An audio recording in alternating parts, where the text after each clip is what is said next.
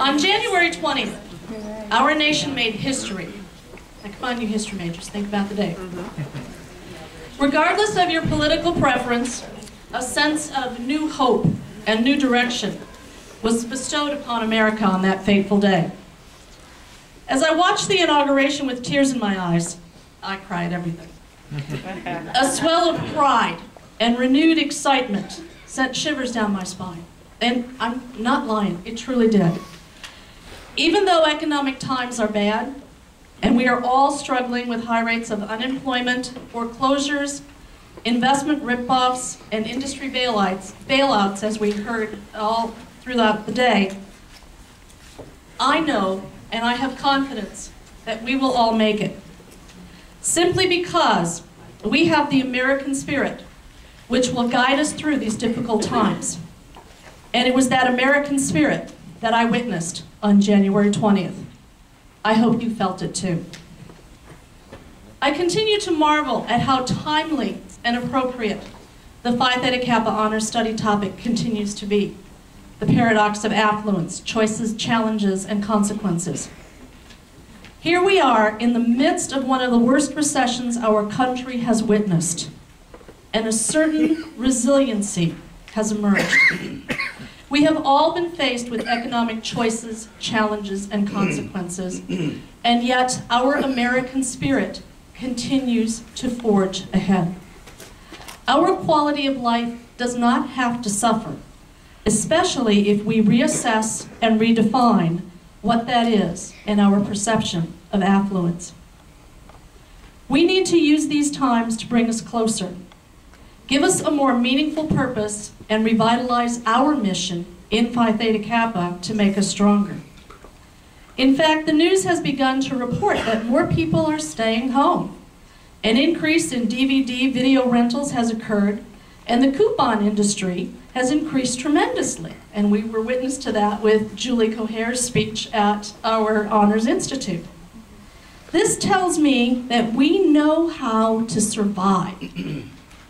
Now, I could use a lot of trite cliches about how the tough get going, the weak will become strong, the meek will inherit the earth, all of those things, but you've heard them all. And you're tired of them, and you probably don't believe them. But I encourage you to give them a try one more time. But this time, look at it through a different lens.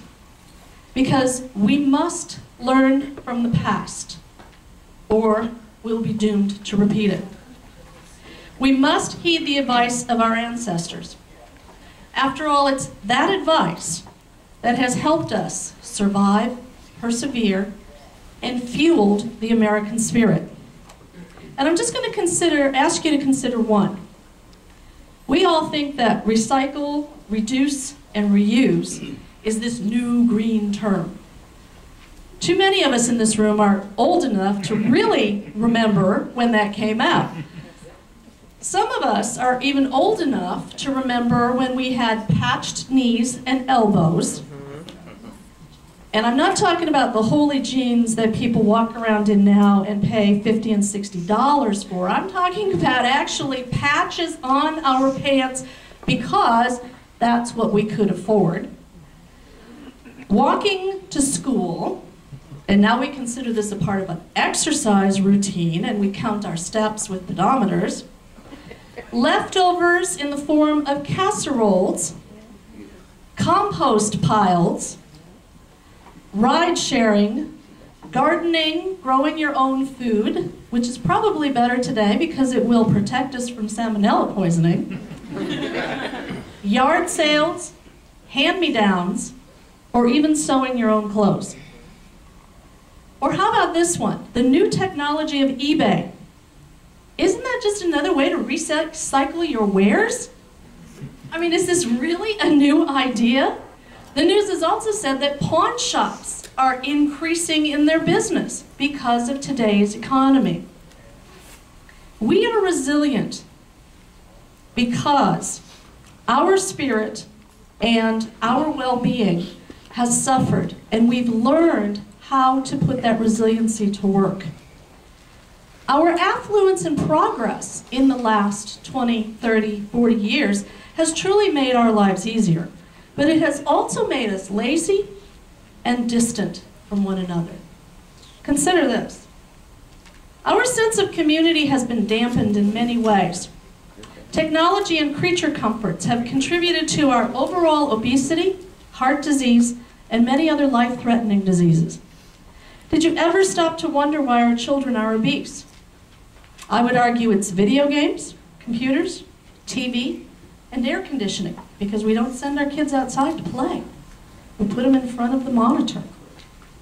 Why are we so disconnected from one another when we take advantage of all of the instant technology that's out there? Yes, I'm talking about text messaging and emailing. When you email that person across the hall, rather than getting up from your desk and going to talk to them.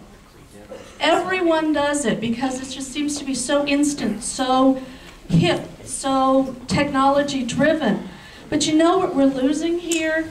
We're losing the beauty of the sound of the human voice and the touch of the human hug. And we're forgetting how precious those gifts are in our world today. We need to treasure those. Those are therapeutic, and they really give you a more healthful life. So let's all stand up and do the Phi Theta Kappa hug and give somebody a healthful beginning.